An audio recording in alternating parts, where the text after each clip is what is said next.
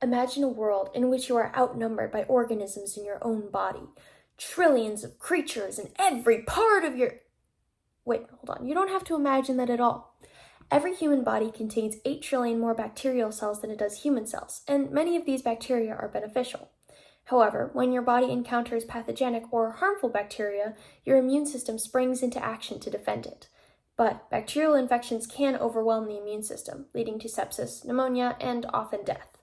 Due to this lethality, methods of treatment have been highly unsuccessful in the past, until a revolutionary discovery in 1928, penicillin, an antibiotic.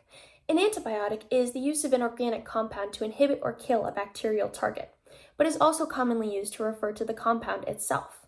To do this, antibiotics specifically target cellular processes in bacteria, such as preventing cell wall formation or inhibiting DNA synthesis.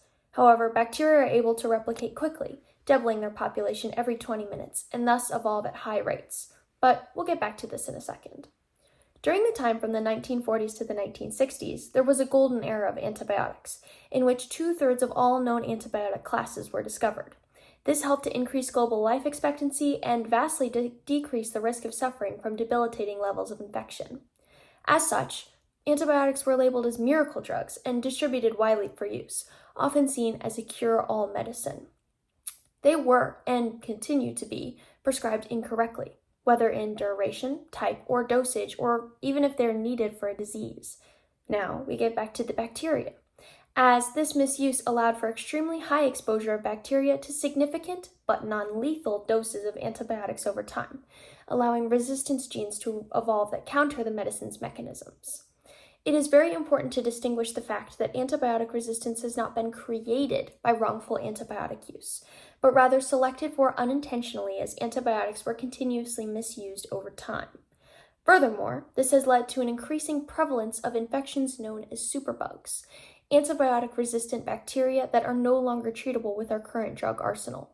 In addition to this rise in superbug infections, there has been a severe antibiotic discovery void within the last 38 years, with only one new class being discovered. All of this amounts to the problem we are now facing, an antibiotic resistance crisis.